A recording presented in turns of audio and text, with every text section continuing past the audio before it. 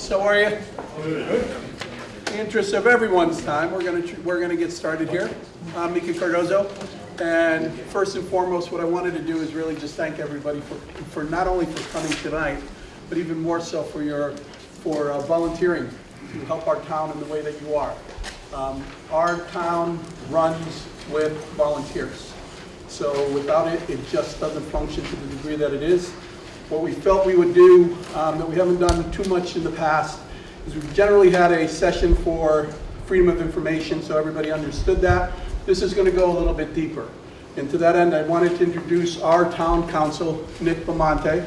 He is with Bircham and Moses, and this is something that they put together for the towns who they work with in terms of, and it'll give us not only the information that's very important from a freedom of information standpoint, but also in terms of running the meetings and things about the meetings, whether it's a quorum, whether it's motions and things of that nature, just to make sure folks are comfortable with how the meetings are operating, and if you've got questions, that's what this is all about. I'm not able to stay tonight, and I apologize for that. I do have another meeting, but I did really want to be here mostly to thank you for taking this on. This is something that we need desperately, and we've done very, very well with the people we've had. And with that, I'll turn it over to Nick. Just want to point out, if Steve, I hope you don't mind, I'm going to point you out. Our Deputy Selectman, Steve Munno is here. So if there's things you feel like that need to come back to the Board of Selectmen, please let Steve know. And if more questions you have, Nick will let me know, and we'll go from there. So I want to thank the town clerk and Tony Belinsky for the town clerk's office, and Tony Belinsky. They really put together, they organize a lot of what we do from a boards and commission standpoint. And certainly they were very instrumental in putting this session together as well. So please, make it an interactive session. Make sure you leave here feeling like your questions are answered if you have some questions. And if there's anything that you need from me, everyone knows where to reach me. So thank you very much, folks. I really appreciate it. Thank you. Thanks, Mika. Good evening, everyone. I'm sure if you can't hear me, you'll let me know, but I don't think that'll be a problem. Okay. Again, I'm Nicholas Belmonte. I work out of our Westport office at Bircham Moses. We represent a lot of municipalities across the state. Right now, I probably represent about half a dozen. So, as Mika said, this is a service that we offer to our towns, to our boards and commissions. There's going to be a lot of information here. So this is an evolution of education. Okay, I'm going to lay out some key foundational things that you folks should be thinking about. As Mika said, this is a small town. It works through its boards and commissions and committees, or at least most of its work. And understanding how public meetings should operate. Parliamentary procedure is the term that we give it. Robert's rules, you hear that a lot. So we'll talk a little bit about the basics. That can get complicated, so as questions arise, I will continue to be a resource for folks. And then freedom of information, very important. So really we can condense tonight into 3 buckets. We'll talk about parliamentary procedure, Robert's rules, how to run a meeting. Then we'll talk about the Freedom of Information Act with respect to its obligations on the town to hold open meetings open to the public that the public has been notified of and has an opportunity to attend. And then the second piece, big piece for municipalities that the Freedom of Information Act requires is open records. So when there is a request to a town official, a town board or commission, most of the records related to your town business is public, and that includes emails. So we'll talk more about that a little bit later. Just to set the table here, the town charter, we could think of it as sort of our local constitution. It's the foundational document that lays out all of the baseline powers, authorities, boards, commissions that this town has. And interestingly, state law gives towns and municipalities the ability to really control how local process works through its charter. And that's even if a charter provision conflicts with a broader statutory provision. So our charters really are our key documents where all of our local powers come from. In Woodbridge's charter, obviously our main form of government is the town meeting. You know, we have an annual town meeting around budget time every year. So our charter sets out certain purposes that must go to the town meeting for review and approval. But like we said at the start of this, most of the time, the smaller boards, the smaller commissions, the committees are the ones that are actively doing the town's business. Our, again, baseline authority for these boards and commissions are in our charter. Our Board of Selectmen is authorized to establish these different bodies, as is the first selectman. And the charter then and the Code of Ordinances will have their own provisions that give some more details as to how many members there are, what the terms of these boards and commissions are, and some of what the basic powers of each of these boards and commissions are. Robert's Rules is the model, so to speak, that defines parliamentary procedure during a public meeting. About 85%, you see the stat there, of U.S. organizations, governments, and businesses alike use Robert's Rules, and our charter specifically incorporates the use of Robert's Rules as our guiding parliamentary document, at least for the town meeting, and I think we can interpret this as overall. Robert's Rules is what we look to for our boards, commissions, committees for operating a public meeting. So Robert is this guy. He was a captain at some point, a major at some point, a general at some point. You see all different official names for him, but he was an engineering officer in the Army back in the day. He was tasked in the late 1860s with running a big meeting at a local church, and it was a circus. So he said, you know what, I got to write some rules for how to have and maintain decorum during these big public meetings. Initially it was a lot briefer than it is now. We're in our 12th edition now. It's about 700 pages. But really the whole point is democracy, equality, treating everyone fairly, letting everyone have their say. All right, some basics here. Quorum. What's a quorum? A quorum is the number of members of a body. I'm going to refer to, instead of saying boards, commissions, committees, agencies, I'm going to say bodies. So a quorum is needed to open a meeting of a body. A quorum is how many members are actually present at that meeting. Really, for our purposes, we can think about it as you need at least a majority of the members, so over 50%. So if you have a 6-member board, that's 4 people you need in attendance in order to open the meeting and then transact business. If there isn't a quorum, then the chair's role in that case is to adjourn or recess if the expectation is that somebody's stuck in traffic, and then later that night they're going to show up and we'll achieve a quorum. I'll get into those potential motions a little bit later. But that's what a quorum is. You need a quorum to actually transact business in a town meeting. A couple other basics. I mean, it shouldn't be a free-for-all, these meetings, right? The chair is really in control of the meeting, and I'll talk a little bit more about the chair in a minute. But one question, I mean, we can think about, you'll see me refer to questions and motions. We can think about it one and the same. At least that's how Robert's Rules describe it. It's putting a question on the floor, putting a motion on the floor. Should be done one at a time. And even though this doesn't always happen, I'm giving you some of the technical requirements under Robert's Rules.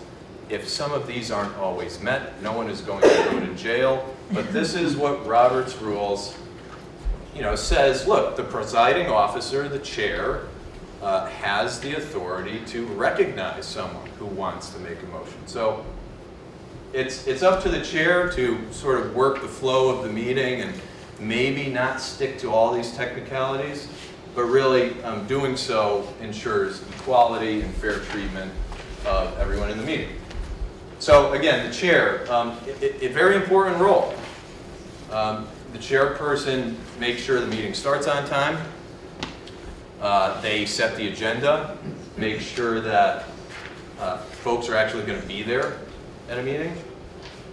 Obviously knows the subject matter, knows the rules, and like I just mentioned, is in control of the floor. And really, if someone starts straying, the chair is the person who has the authorities to sort of bring things back to what's relevant and what's actually being discussed, or what actually can be acted upon by that body. The chair should be as impartial as possible, although they don't need to be a complete mute when it comes time to debate or actually act on a motion. There is that right. It should probably be used sparingly, but again, the chair is charged with sort of moving the meeting along, and there is some discretion there. Motion should be as precise as possible. The chair should see it as their role to make sure that motions are as precise as possible and that the members, the body, actually understands what that motion is before they vote. Excuse me, Nick, can I just ask a question about the quorum? Sure. Or do you want questions later? Right. Well, actually, let me say this. I'll take the question, Okay. but because there's a decent amount to get through, it might be better served if we make a note on, if I get to a slide, you got a question, I'll take them all at the end, and I'm going to be here as long as you guys want to hang out. So, but what's the question? Well, we get a lot of questions about a quorum, and what if you're outside of a meeting time and you're in the town and you want to meet with other people? What does that look like, and is that possible? So it's not a real meeting, but 3 or 4 of you want to get together that are on that board or commission, who can meet outside of that meeting time? So maybe this is why we hold questions. I'll Okay. get to that on, That's for everybody. on FOIA. But I mean, folks should not be showing up in a town environment, like this sort of a room that a town sets up for a meeting, and then there isn't a quorum, and then the handful of people who are there just sit and chat around. That's not appropriate. It's not an appropriate use of town resources, and there isn't authority for it. You can get into trouble under FOIA as well for that. So I'll get to that. Don't worry. All right. What else does Robert's Rules talk about? Motions. We started getting into them a little bit. It's how the board actually acts or considers how to act. These things, the different categories of motions, are way too confusing for me to even attempt to explain to everyone tonight, so I'm going to just do the real basics here. The main motions are the motions that we really see the most. It's really just sort of, okay, there's an agenda item, let's make a motion to act on that agenda item. Secondary motions, not so, they're not based on a specific action. They're, I'll get into it in a minute or two. So, just generally on motions, the maker of the motion has the right to speak, and no one can really interrupt them except for the chair. The maker of the motion, again, this is something that is an interesting little tidbit. The maker of the motion can actually vote against the motion that they make, but they can't speak during debate or discussion against that motion. And I'll get into how the motion practice actually works in a second. So someone makes a motion, someone makes a second, the chair acknowledges it, there's discussion, debate, we'll go through that in a minute. But just generally, again, okay, talked about how they can't speak against it. Motions can be amended.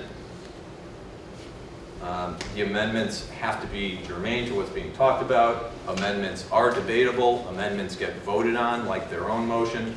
And then you can't undo an amendment to a motion. So you see how there's layers to this, and things start to get a bit confused. And it takes some practice to sort of get a better feel for how to engage in this motion practice on the fly, but some general principles here. All right, main motions. The types of motions that you folks are going to see most often. Like I said, it brings typically an item that's on an agenda to the body for action. No other motion can be pending. So again, back to the concept of one thing at a time. The main motion does require a second. It's debatable. These motions are usually, they require a majority vote for approval. But there are some instances where it would be called out by a specific rule or law or regulation that only applies to your board or commission. Sometimes there's a 2/3 vote required, but for everyone's purposes, you should think of it as a majority. 2/3 comes into play in nuanced situations that I would probably be involved with you beforehand anyway. So main motions really takes a majority vote to approve. Again, the wording of the motion is very important. This is all on record. People are listening. It's going to be, or it's going to need to be somehow reduced to minutes. So try to be as clear as possible with the motions. If it's a very long motion, the chair can require that it be submitted in writing. The chair can ask for a draft motion in writing beforehand that the body can work off of in actually rendering a more robust decision or motion. So these are all options just to try to be efficient and effective with the body's action. All right, secondary motions, there's subcategories to these, of course. Subsidiary ones, they relate exactly to, okay, somebody makes a main motion, and then there's a handful of different motions that can be made that dovetail off of that main motion that was made. There's privileged motions, which are basically, hey, there's some emergent issue coming up, and for the welfare of the body, we need to address this right away. Incidental motions are similar in that they're procedural, have to be decided before the body can proceed. And then there's this other category of motions that bring a question before the body, also procedural. It's sort of revisiting things. It comes later, maybe in the meetings, typically. These I just say just so that you know they exist. There's all different kinds of motions under these separate subcategories that all have different purposes. There is a handout that I've included in this packet, and I'm also going after, soon after this presentation, we'll be distributing, if you would like to peruse it, more detailed materials that drill down on some of these in a bit more detail if you're interested. But those get complicated, and I'm here to talk if you get into a situation. We might just have to work through it. We might have to table an item during a meeting if it gets really complicated with motions, and ask me. Okay. In the vein of this gets a bit nuanced with secondary motions. Some require seconds, some don't, some are debatable, some are not. You read the list here. It gets complicated. So again, there's some more specific information in your handouts, and that will be provided to you, and I'm a resource to talk about further. That is what the handout looks like. It's a useful tool. It's issued by the National Association of Parliamentarians. It's been used for years and years and years. These things do not change really, but it's a good resource, and it lays out all of these motions. All right, so actually making the motion. How does that work? So somebody who's recognized or has the ability to take the floor to make a motion states their motion, clearly states the motion. We oftentimes hear some sort of discussion happening, maybe by someone else, and then the person who actually makes the motion goes, "So moved, what that guy said." I suggest avoiding that, and whoever makes the motion should verbally represent the specifics of the motion that's actually being made, again, in as precise a manner as is possible. After the motion's been made, you will typically need someone to say, "I second that motion."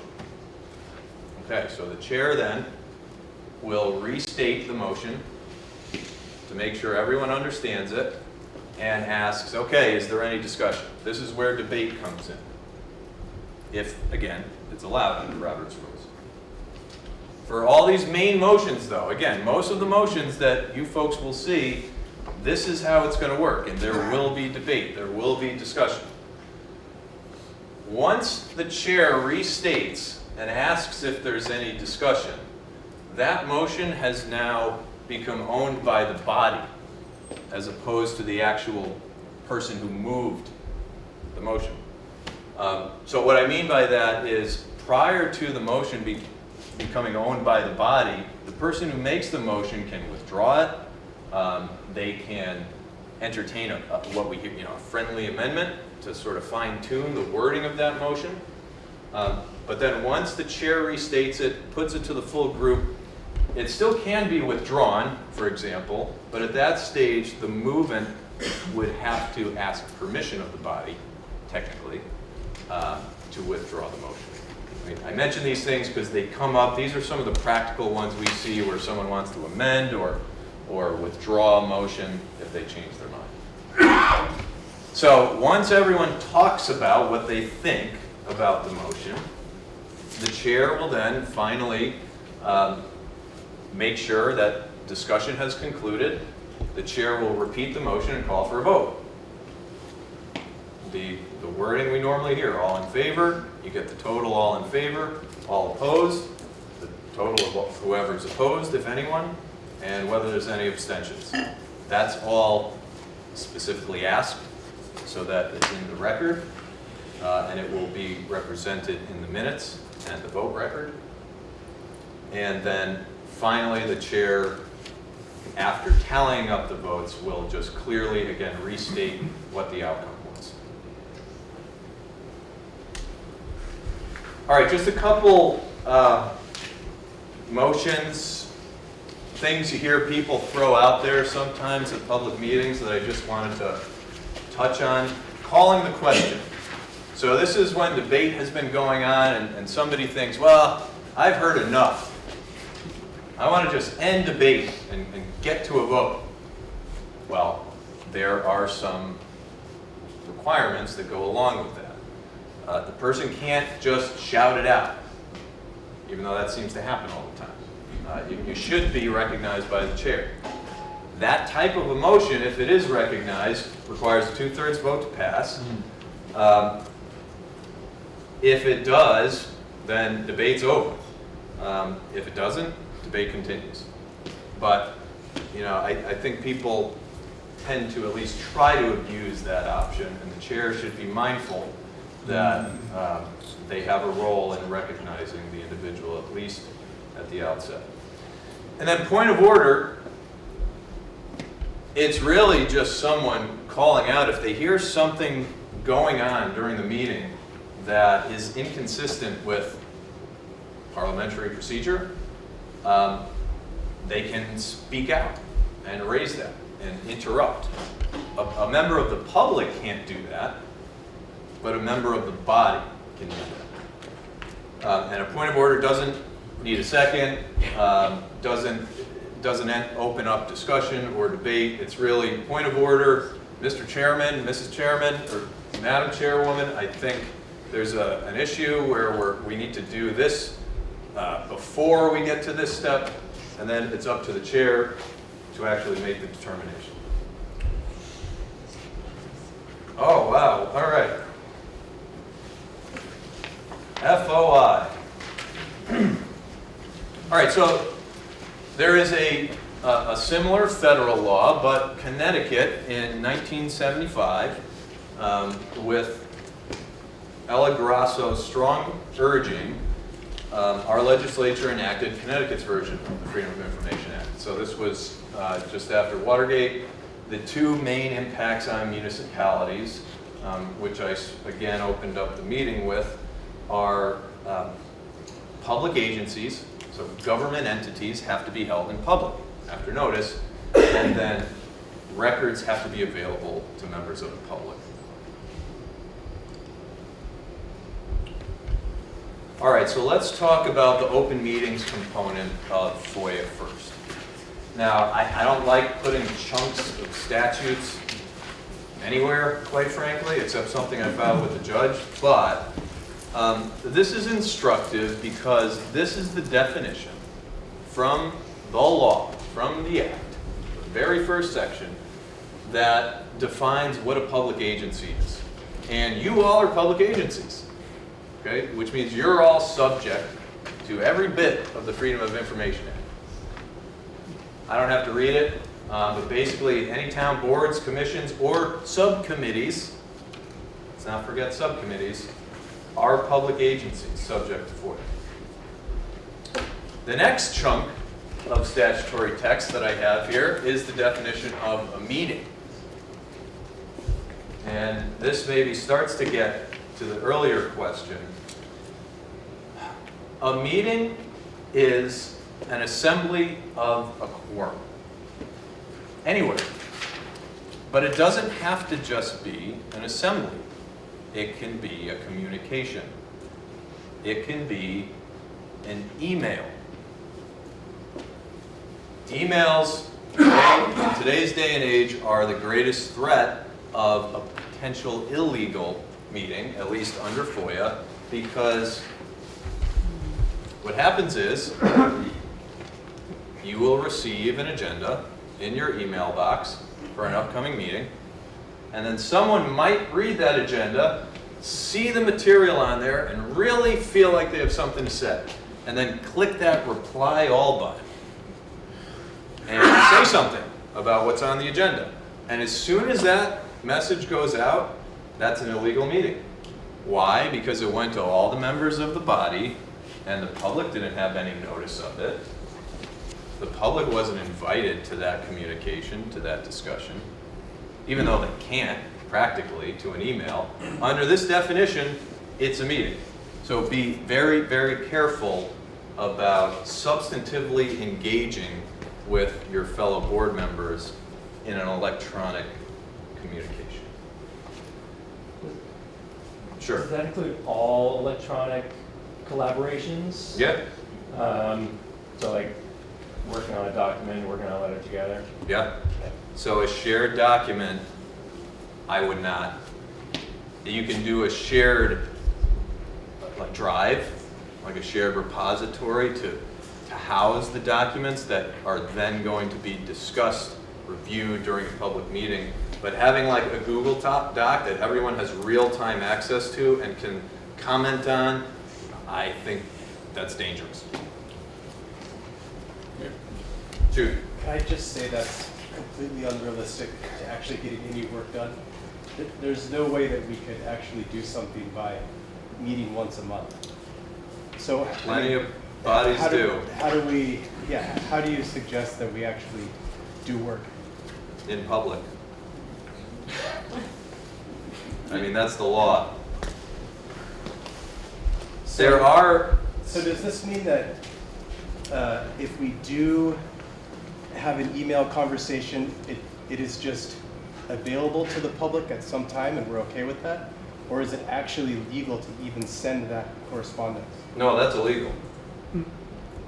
The record itself is always going to be available. Any of your emails, I mean, I'll get to records. Part 3 is records. What about Zoom calls? What about Zoom calls? So Zoom is a legal. Sure it is. Yeah. Yeah. So is it legal or not? If it's noticed, it's legal. So it has to be available to the public while it's going on? Yes. Correct. I'll talk about the notices that the public has to get in a minute. Jim? You're saying it's a meeting so long as it's a quorum. If I send a meeting to my partner here, who's on the board with me, I mean an email, we can communicate by email, and that is not a meeting. Less than a quorum is not a meeting. Although, you're talking to a lawyer, Jim, and I know you are too, so you get this. There's always buts. And where a smaller group, a non-quorum, has had that sort of a discussion, and it's been challenged before. The evidence that comes out is, well, what were you guys actually talking about? And were you charged somehow to do something? Because if there was some charge, it doesn't have to be an official, oh, we're creating a subcommittee. But if it sort of looks like that, then less than a quorum can be determined to constitute a meeting still. But you'd have to, it's hard. I mean, the law, this is the definition, less than a quorum is technically not a meeting. Yes, ma'am. Let's say there's two of us that work on a document together, and that's not a quorum. And then we send it to two other people. Yeah, no. We only work on it with two people. No, don't do We that. only work on it. You can't do leapfrog. Okay, that's a workaround. That's a workaround. That is a meeting. Nicole. So Nick, just for everybody who speaks panicking a little bit in here about documents Sure. being distributed to their commissions, if there's a document to be submitted or to be given to the commission, would you suggest that at the time that the agenda is being distributed, that the town staff member attaches the document to the agenda, and that's the best practice to get anything out there to the entire commission, and nobody can reply all? That is a very simple and efficient way to do it. Try not to reply at all. Okay, that's meetings. What isn't a meeting? There are a couple specific carve-outs in the definition. For example, a specifically established personnel search committee where the town is looking to hire new folks. That's not a meeting. That doesn't need public notice. That doesn't need public access. So that applies for all of these. Chance social meetings. I mean, if you see somebody in the grocery store, don't start. I mean, you should hold a discussion of town business to the public meetings. But if you see someone, at a party, just because you're amongst a quorum of your members, if you're not discussing anything, then you're fine. Collective bargaining, those are non-public. Political caucuses, that's another one. So you can caucus with members of your same political party, but it has to be for actual political purposes. You can't be in the middle of a meeting and say, oh, wait a minute, let's take a recess. I'm going to go caucus with my fellow members here. That doesn't work. But a political caucus for political discussions is not a meeting under FOIA. Nick, can you elaborate on that a little bit in terms of the discussion previously and meeting someone on your commission who's you're maybe caucusing with and what qualifies as a meeting or not? In the political caucus sense, Yeah.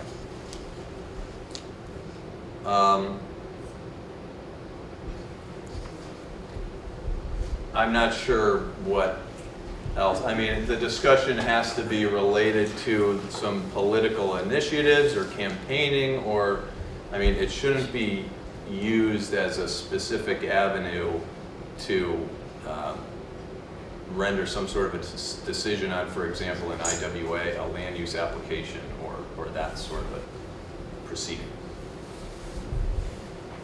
Can a caucus work on a document together? For a political campaign purpose? Sure. Well, if it's something that's going to be presented in a meeting or something like that. I think your point is right before. If it's what is going to be discussed at the meeting, the subject matter, it has to be done at the meeting. So Yeah, I mean, that's, if you're talking about Conservation Commission discussions, it's got to be done at the meeting. You can't meet outside of that because the public shouldn't. yeah, I mean, that's the whole thrust here. I mean, the questions I'm hearing seems like subversion, and I don't recommend that. Okay, things that also aren't meetings, like the first select person can call a staff meeting. Those aren't public meetings that the public has a right to attend. And then, for example, email communications amongst your whole body, amongst the quorum, that's just related to notice of meetings and schedules and agendas, not the substance of the agendas, but setting the meeting. That's all above board. That is not a meeting. Nick, back to the caucus thing. So, can X number of same party people caucus and talk about strategy about how to approach a particular issue that a board is looking at for the next meeting?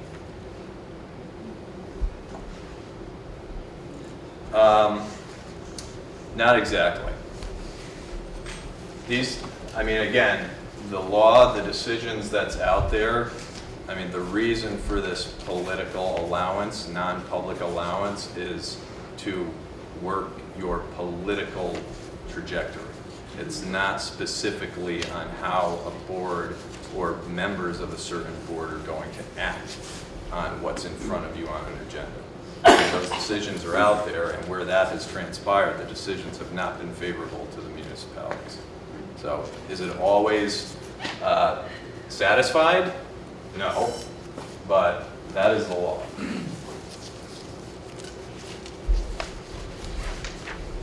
All right, I talked enough about email communications. Just be careful. We talked about a quorum. We talked about lack of a quorum. All right, there's 3 types of meetings under FOIA. Regular meetings and special meetings are the ones you really need to know about. There is an allowance for an emergency meeting in a legitimate emergency. We don't see very many of those. We saw a couple during the COVID days where there's a major weather event, but far more rare.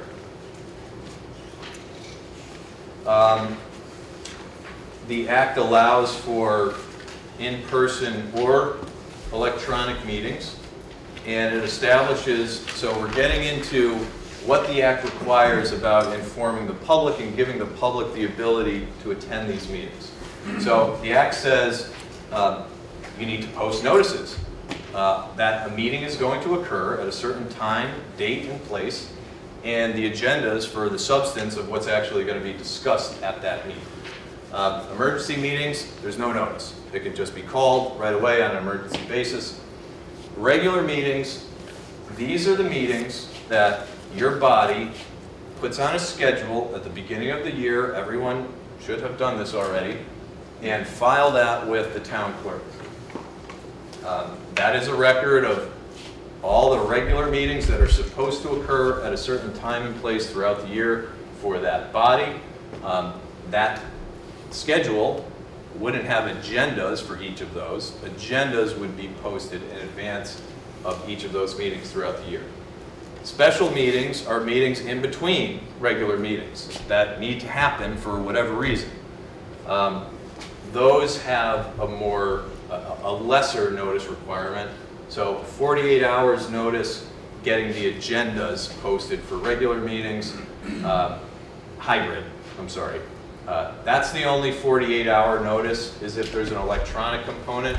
Otherwise, regular meetings and special meetings, well again, regular meetings, the notices are out at the beginning of the year. The agendas have to be posted at least 24 hours in advance. Special meetings, both the notice of the meeting and the agenda, which end up being one and the same for special meetings, have to be posted 24 hours in advance. Now, once an agenda has been posted, it can still be changed.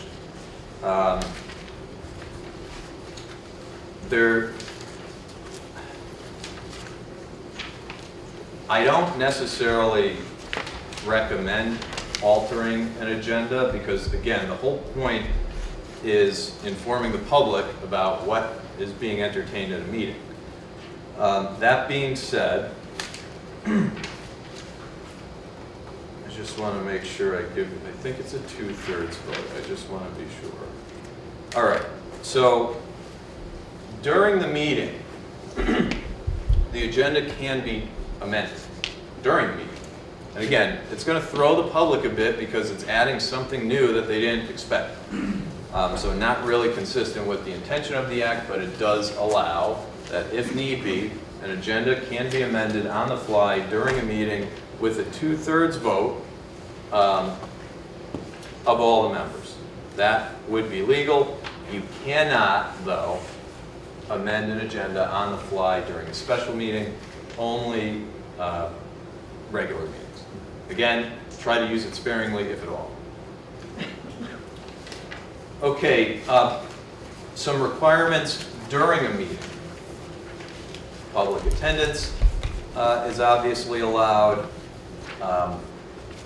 but the public does not have a baseline right to speak whenever they want. So only where an agency has invited public comment on a topic or it's holding a public hearing that's required by statute, those are where the public has an actual right to speak during a public meeting. Otherwise, FOIA says the public has a right to attend. When the members of the public are attending, there's a right to record and broadcast. And then if there's a disturbance during the meeting, technically that individual may be ordered to be removed. That doesn't really work. Nobody likes putting a police officer in the corner of a meeting room. So the better alternative might be if someone's being disturbed, creating disturbances, is not calming down after being admonished by the chair can just adjourn the meeting or recess the meeting. And people want to be disruptive, then the meeting's just going to end, and we'll come back here and keep doing it until people calm down and have proper decorum.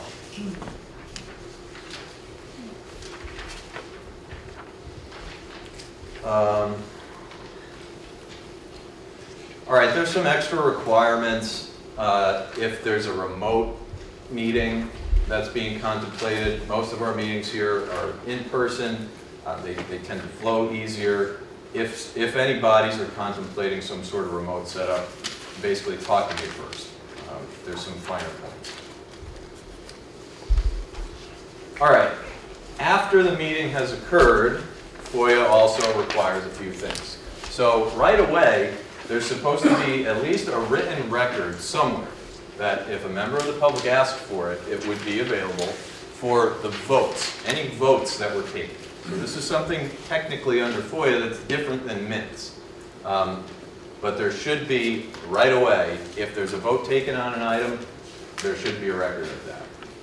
And then there's a week within the meeting to make the minutes available. Now, minutes do not need to be verbatim, but they should include things like the time and place of the scheduled meeting, when the meeting was conveyed and adjourned. I know these things aren't on the slides, but on the materials we'll send out, all this is in there. Which members attended, how they voted, which issues were acted on.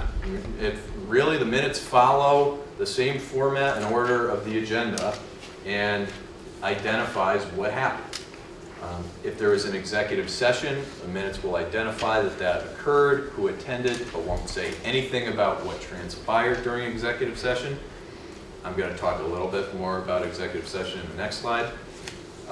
And then if anyone participated remotely, that sort of thing gets noted in the minutes. Again, it's not verbatim, it's not a transcript, it's a basic summary of what transpired. Yes, sir? Do the town staff, people supporting our commissions, have to be the ones that take the minutes, or can anybody take minutes? Anyone can take minutes. I mean, I'm not sure how the staff setup works here, but if someone, like if a staff person is sitting in the meeting, then, I mean, they're in a position to sort of take their notes and set up their minutes however they do it. If someone else, if staff, isn't available for everybody, or someone else, a member of the commission. I mean, there's typically a secretary as one of the officers of a body, or if there isn't, sure, a member can take notes, prepare the minutes, and those minutes then will be in draft form. Even though they're posted within a week, they're technically in draft form until the next actual meeting of that body, where the body then says, okay, are these minutes accurate? Yes, they are. We vote to approve, and those become the final minutes, or they're amended. Okay, open public meetings are not always open. The law allows a handful of categories to have private, non-public, what's called executive sessions. These are the categories. Talking about personnel matters, pending litigation, or claims against the town, security risks and concerns, things like talking about school security systems, or action plans for certain situations.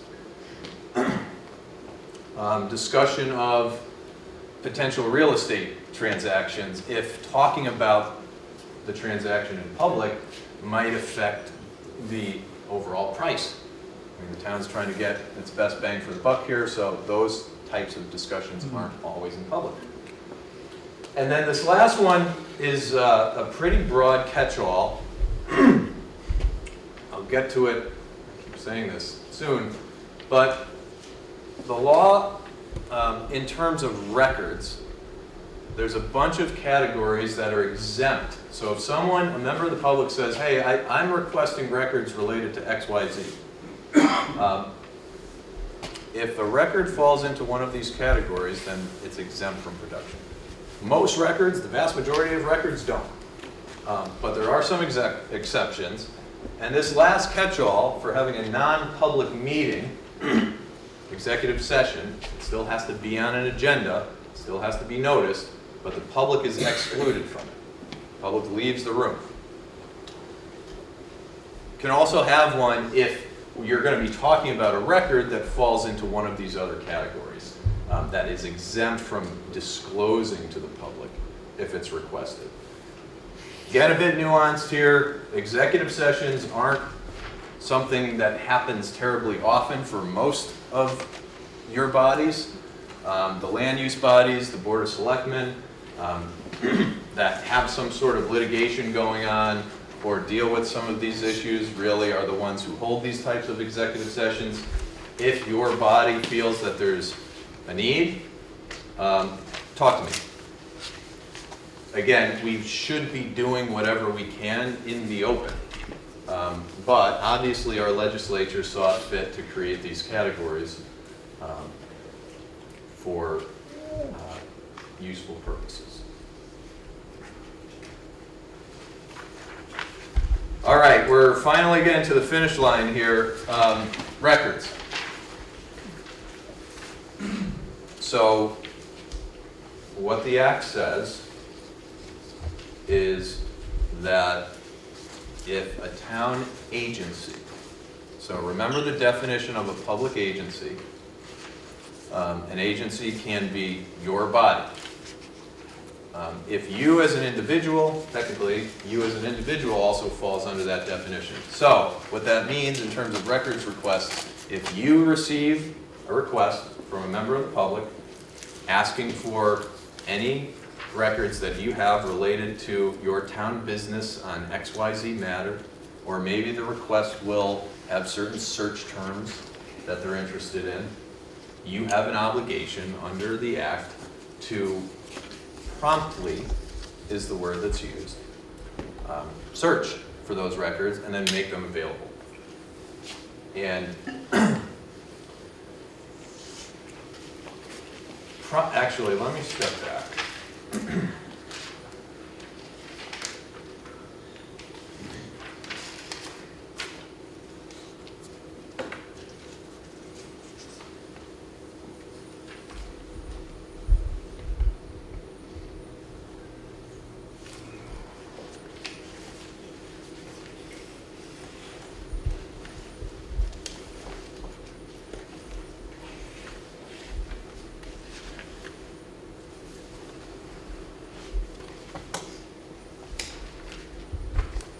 Sorry, thanks everyone for bearing with me. I just want to find a section that I wanted to make sure I hit. And here it is.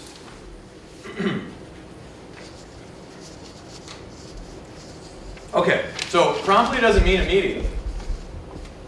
It's a relative term.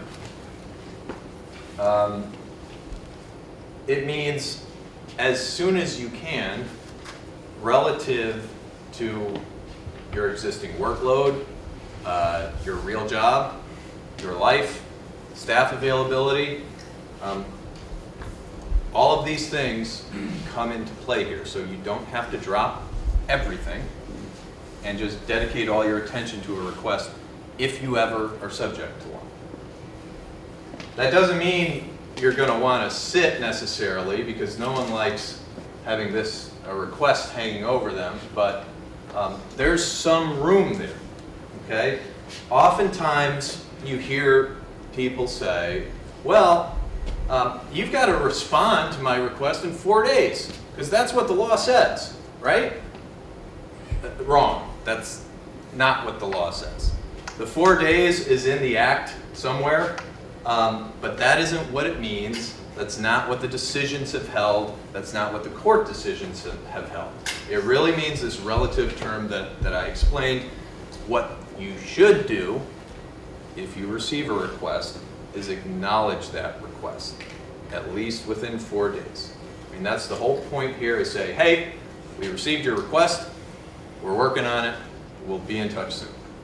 At least let the person know that you heard them and you're working on it and something will be forthcoming. And then you got to follow through. You can't just go radio silent. And that happens sometimes. And then the person gets mad and they file a complaint with the Freedom of Information Commission in Hartford. And then if they're really mad, they don't withdraw the case down the road, and we end up going up to Hartford, and then you're sitting next to me and we're having to explain why it took so long to a hearing officer.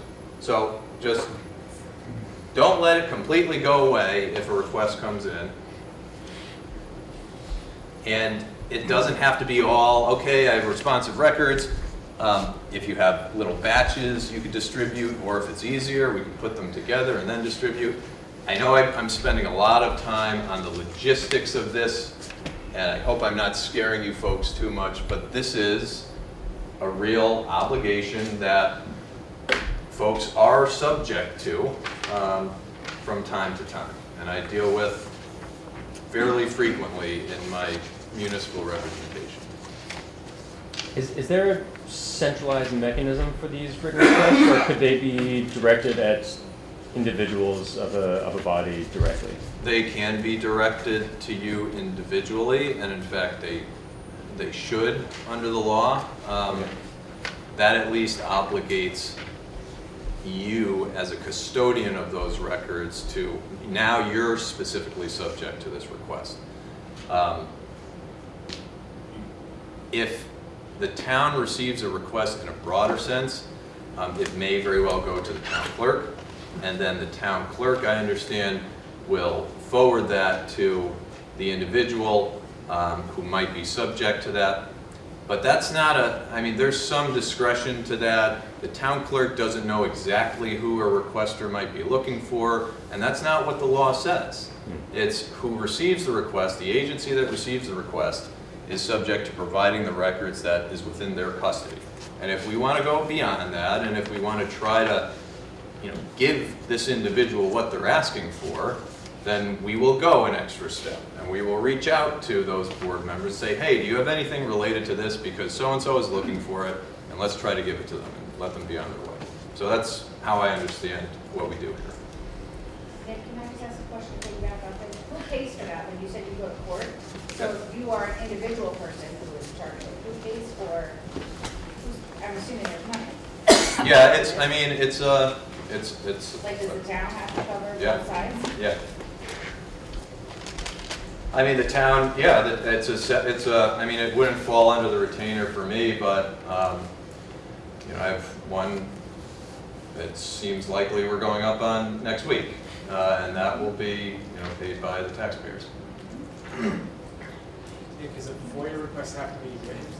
It does. Stop being- stop. Good question. Yes, a FOIA request must be in writing. And should anybody receive one, they should contact you regarding a FOIA request, or is that not the process? If you receive one, I'm more than willing to help you navigate it. Yeah. So yeah, let me know. I mean, I don't need to be involved in every single one if it's like an easy lift and someone is asking. Add more to your list. No, look, I'm fine. This is what I do. And this is what I want you folks to feel comfortable, like, oh, pick up the phone, let me call Nick quick. It may very well be, hey, I watched your meeting, 2 nights ago, and you guys were talking about this document. Can I get a copy? Yes. Just do it. You don't gotta talk to me. Is there a reason for there to be kind of a centralized recording of these requests so that we know kind of the volume that's happening around the town? The town does have a tracking mechanism to the extent that we're aware of the requests that come in and that Okay. flow through the town clerk at least. I know that there is a mechanism for tracking those, so we're trying. Yeah. Okay, so, right, the request has to be in writing. It's a request that we're obligated to respond to, a request for records that exist. Okay, there's no obligation to create records. There's no obligation to do research. There's no obligation to answer a question. Although it might be in your interest to answer a question, and you certainly can, but technically, if someone is saying, well, under the Freedom of Information Act, I want to know this. What's the answer? You're not obligated under the Act to provide that.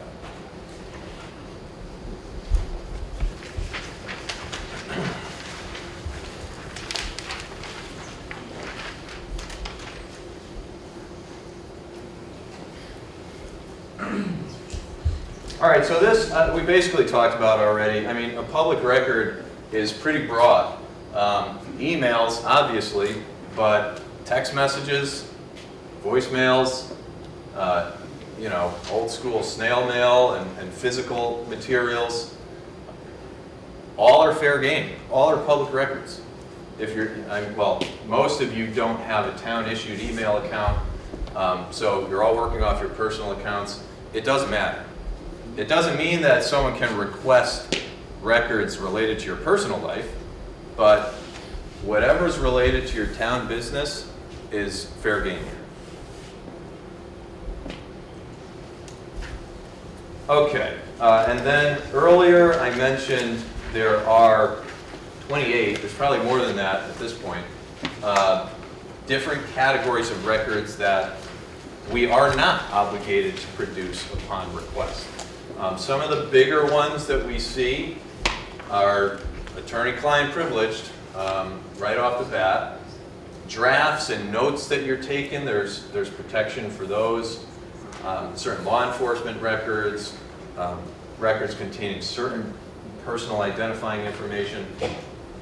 But what I will say to everyone is, don't think that a record that you don't want to give out is going to neatly fit into one of these categories. Because most of the time, we're giving everything out. I mean, the attorney-client stuff is pretty easy to flag and say, well, that's justified. But most of the other stuff, I mean, unless I'm working with the police department, is disclosable. So just keep that in mind. I think we have reached the end. Actually, it didn't take as long as I thought it would, but all right, so we got plenty of time for questions. Sir. Early on, you spoke about the town charter being the constitution of the town and it taking precedence over the state. Could you just talk a little about home rule and exceptions to that when the state has preference over home rule? When the state has preempted the field is the fun legal terminology, where there has been a demonstrable specific intention, both in the wording of a statute and in the legislative history surrounding the enactment of that statute, that this is something that is a fundamental right that applies across the board and cannot be altered. I mean, I really can't give you more than that because it depends on the specific sort of topical area. But the general rule is that a charter provision that conflicts with the statutory provision, the charter provision will take precedence. So, Well, I think the specific thing I wanted to mention was zoning. And the town zoning is in conflict with the state zoning law now. I'm not sure that's the purpose of this meeting, Dave. but Okay, well, okay. I'm happy to chat with you All right. offline. Anyone else? Sir? Oh, I got this guy first. Sorry I don't know everybody's names. Yeah. Cliff Lynch from Economic Development. If we were to, from an Economic Development Commission, want to engage with other commissions for, let's use the term, a roundtable discussion about a certain issue, Yeah, good idea. would each commission have to notice that? Correct. Yep. You got it. And that's how we do it. That's how the Board of Selectmen does it. That's how TPC does it. And we will continue to be doing. If a quorum of each of the groups is going to be there, yeah, it should be fully noticed.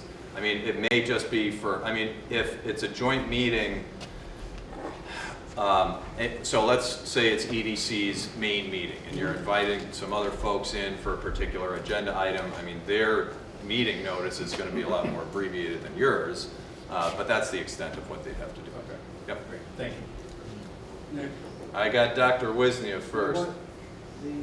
If you get a request as a member of a commission for information, shouldn't you discuss it with the chairperson of the commission? That if they're asking you for something, it should be You done certainly as a can. joint, no, it shouldn't be done like as a joint response from the commission, or You would think so, but sometimes you'll be the only one who might get a request. And because maybe the requester doesn't have all of the commission email addresses, maybe they want to go specifically to an individual, maybe it's, I mean, it depends on the context of the request itself, and it's important. I mean, I spend a lot of time carefully reviewing what this request is, who it went to, what it's asking for, and I mean, there's a calculus to how to efficiently respond to that. So, not a good answer, but you're certain, if it's a request that's related to your board body business, I mean, you can talk to your chair. That's not a you know, a quorum. So, you talk to me. Who else? Jeff. So Nick, just doubling down on a couple of comments that have come out here. This is a small town. And the state is putting out certain requirements that we have to do certain things or comply with this conservation we have to comply with this building. It could be so difficult for people to communicate, and it makes people so scared to communicate that it breaks down the process. This law from 1975 maybe needs to be revised. Or listen, if people are going to do criminal, immoral things, they're going to do that. All right, because criminals are going to do whatever they want. But if people are trying to have good outcomes, it's very hard to sometimes comply with some of these things. And in our town, we're very siloed. Like, you know, you have conservation and TPC and economic development. We should all be talking to each other more. We have to follow the rules, but we're all unpaid and we don't have a big staff, you know, and it's hard to do a lot of this work.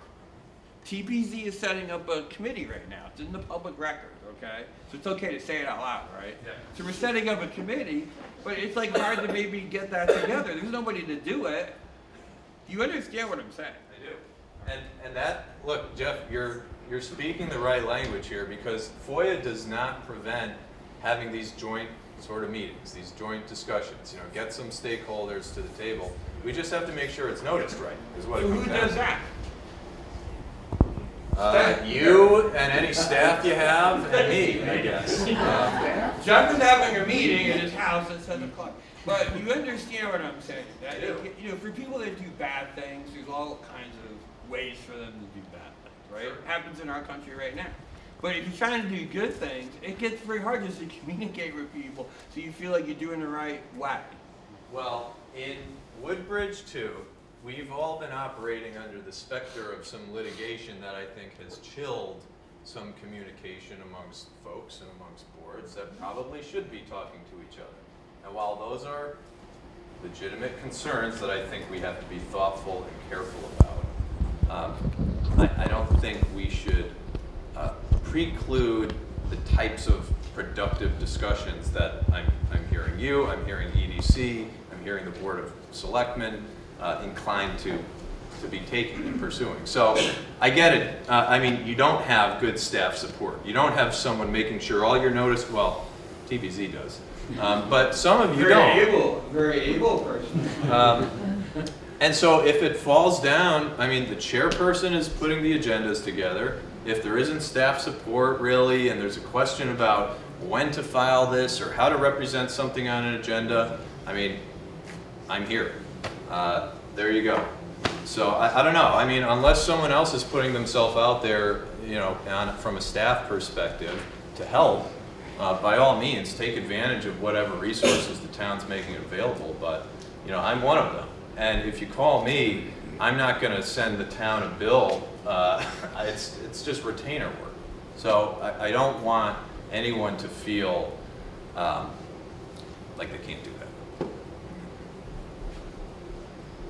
Going back to this example of multiple committee meetings, those will be announced to the public.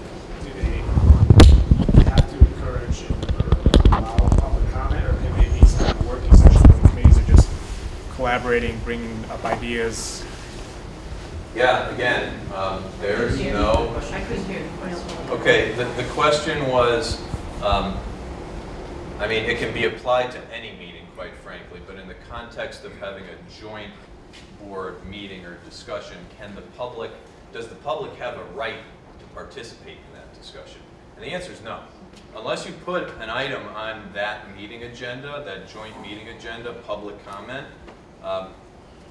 there's no right. So you certainly can, and there's certainly times and places for that, and some bodies have ongoing rolling public comments on their agendas. But if, you know, if there's a particular topical area that you want to talk about and get work done, and you don't need, at that point at least, public input, the law doesn't require it. Nicole? So Nick, just to clarify, going back to a meeting of less than quorum, so we'll say a subcommittee, 2 individuals on a commission are working together on a project. That's not a violation of FOIA, is that correct? Unless the two of you, it was discussed at the last meeting that everyone was together on, there was some discussion about the two of you going and doing something. I mean, what I'm getting at is you can't be charged. The two of you can't be doing some like on record thing that your body is tasking you with. So just file a notice and... File a notice. I mean, if there's discussions that end up happening but amongst non-quorums, so be it. It's not a technical violation of the act, but if it cannot be this leapfrog thing. Like, you can't play telephone, you can't go to one and then go to the other or the other. That is a meeting. So, you know, I'm still not comfortable, quite frankly, with less than a quorum talking about substance. Again, the public meetings are there because the discussion's supposed to be in public. But I get it, you can't get business done, you know, so that is sort of the wiggle room that the law gives. So people trying to change the law, Nick, to make it better? Well, it's only been in effect for 50 years, so not much has changed. Although, actually, I take that back. Within the past several years, the law has been changed to give municipalities more power to push back on abuses of the act. And because it happens. I've seen it happen in other small towns that don't have big budgets, that don't have staffing. Getting inundated with requests is a significant administrative burden, as many of you who've already been subjected to these know. So there isn't a There isn't a great answer. So, I saw this guy again, sorry. You go first. Your questions are I better. have a question, like, just on a really systematic thing. There's Earth Day. We're trying to figure out what we're gonna talk about on Earth Day. We talk about it at a meeting, and then we wanna set up a booth, so people are talking about whether they can get a banner. So can I not talk to anyone else about getting a banner for that? Or can I coordinate with somebody who knows more about how to get a banner for our booth? Are you guys making, I mean, is your commission doing some official vote on a banner? No, we're just trying to set up a. Yeah, I mean, I think that's a little subsidiary to like But it's this. the type of thing that happens that we get concerned about, that we're talking to someone and we send an email, no, this is a better vendor for the banner, and I'd like to only spend $250 or whatever on it. How Well, do- what does your commission do with the banner? we Like, put it up at well, I mean, what do you guys, I mean, so, all right. It depends, guys. I mean, I just don't know how to get anything done. okay. This occurs and we can't do functional stuff. I think you can have that discussion. Okay, thank you. All right, if you've got something on your agenda that's coming up at your next meeting, and everyone is going to talk about it, and then render some sort of decision, stay away from talking about that outside of the meeting. If this banner thing is like a small, like subsidiary piece of like a broader thing, yeah, okay. But really, the discussion about the items that you deal with in your public meetings, to the extent you can, should be held for that public meeting. If you need to line things up logistically, I get it, that has to be done in between meetings. So to the extent that you can, mitigate how many of your members are involved in that sort of a work, that would be my recommendation. Thank you. Who else? Sorry, I got more questions. I want to be more specific on one of the questions I was asked earlier. So during an open, regular meeting, two members are giving the action to do an analysis for whatever reason, and bring it to the next meeting. Yep. Are they allowed to get together, look at data, put together a report, and then bring it to the next meeting? Yeah, if they notice their meeting. Okay. So that has effectively become a subcommittee. Okay? So now that subcommittee, even though it's like 2 members out of your full board, that is a full public agency. So if they're going to meet on whatever that task is and drill down on that and maybe bring, if they want to talk to members of the public or whatever, that should be a noticed meeting of this subcommittee. A special meeting? Where it's- Yeah, it would be a special meeting because it would be a newly created subcommittee that doesn't have a regular meeting schedule filed with the town clerk. So what's our mechanism for notice? This may be common knowledge to others, but I'm new to this. How the town actually posts notice? Yeah, does it just go on our website? Say Pretty much. Special meeting? Yeah. Okay. For the bodies that have statutory public hearings that have to occur, like TPC, IWA, those also get published in the newspapers. But yeah, notice for our purposes, for FOIA purposes, posting purposes, is on the website, on the event calendar. That's mainly it. And if it's a subcommittee like Oh, this, and the town clerk's office. if it's a subcommittee that needs to take place in a public space? Correct. With WGA-TV. WGA-TV, so there's no obligation under FOIA to publicly broadcast. So it's really just a service that the town provides to the community. So Nick, Tony first. So I just have a question about the whole subcommittees, because it's often come up at some of the meetings that I've sat. So if they want to get together to talk about a certain subject or iron a few things out, does the group have to vote to have that subcommittee take place, and who's going to be part of that subcommittee? Or are they just discussing the task of two people getting together to do whatever it is they need to do?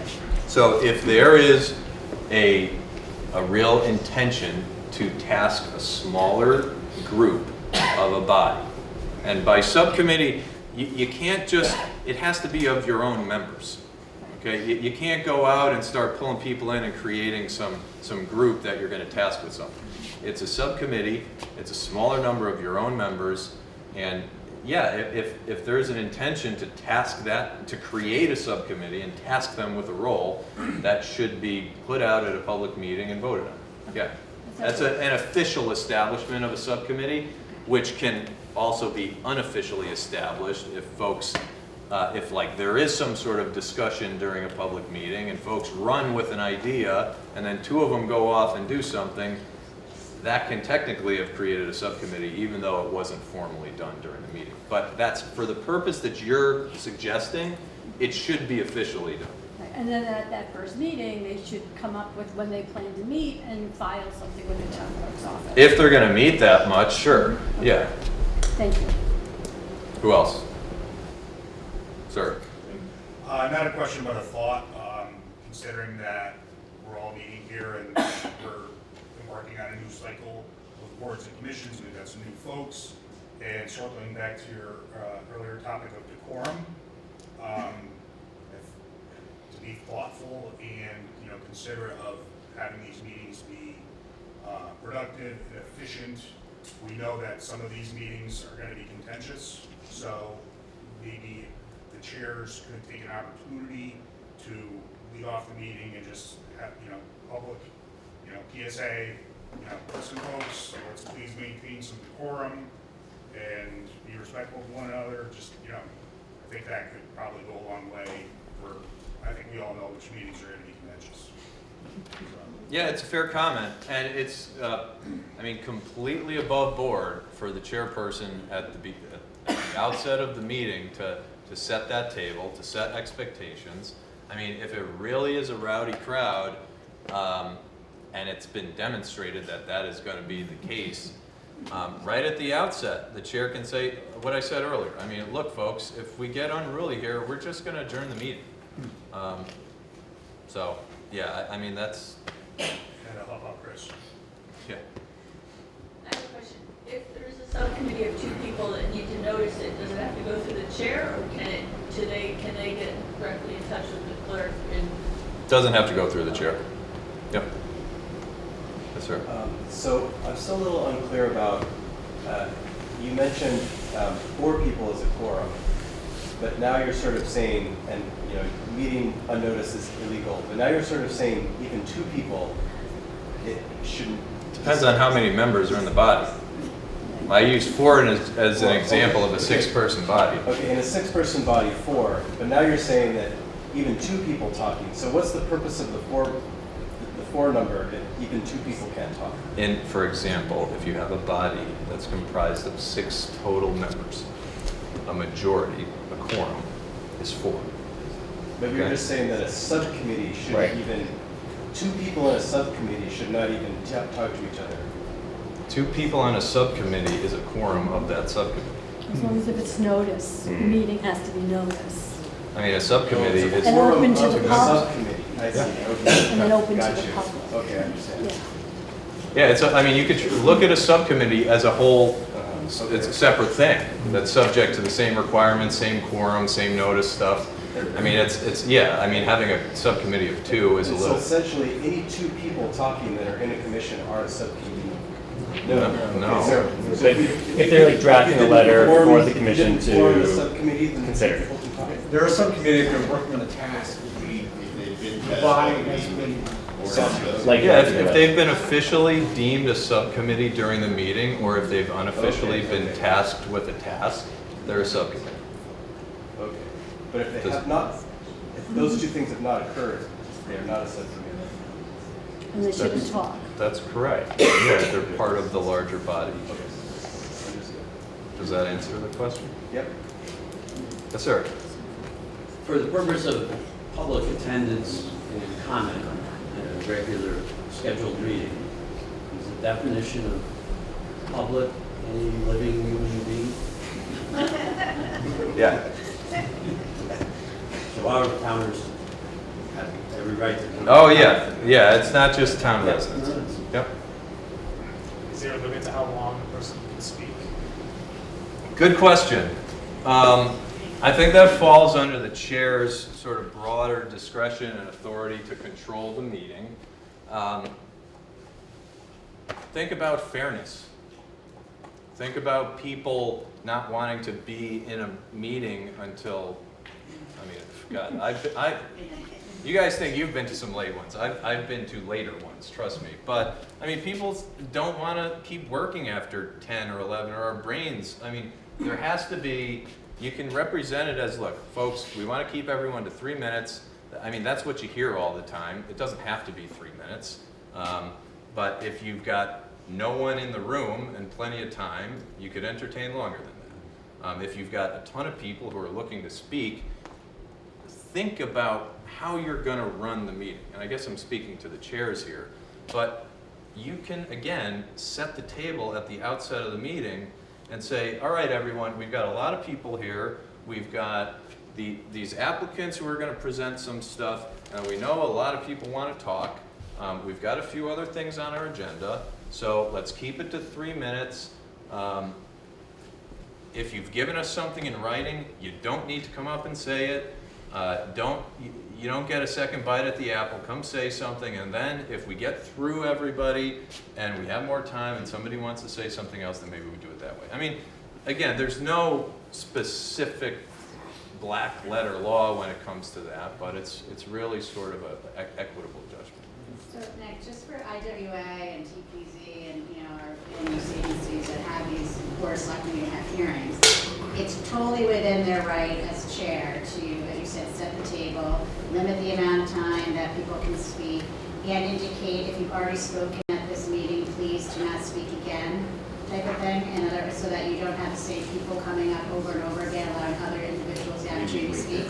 Yeah, I mean, that's a tough question because, I mean, you can't, I mean, again, like, you don't want to just shut people down. Right. So if people are coming back and are adamant that they want to say something else, you might want to try to let them, but if it's, I mean, it's contextual on the situation. Right. I mean, it's case by case, and it's going to have to fall to the judgment of the chair to try to be reasonable.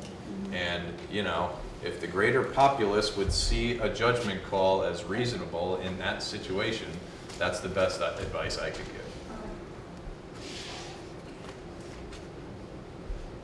Anybody else? On that. Thank you. I believe. I knew they were coming. It's all Looking at right. that specific comment, the 2/3 vote is needed to say, all right, we're done taking public, we're looking to close public comment in the interest of, it's 10:30, you know, can I entertain a motion? Is that a 2/3 rule?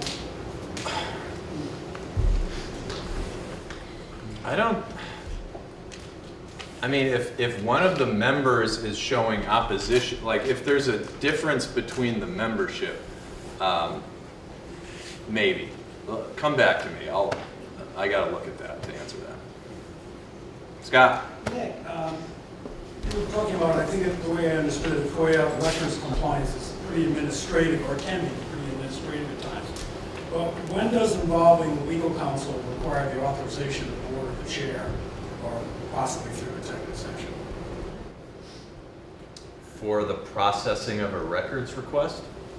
Right. When does the involvement of legal counsel in that administrative records request, when does that have to go through the board or through the chair of that board, or possibly an executive session to involve legal counsel?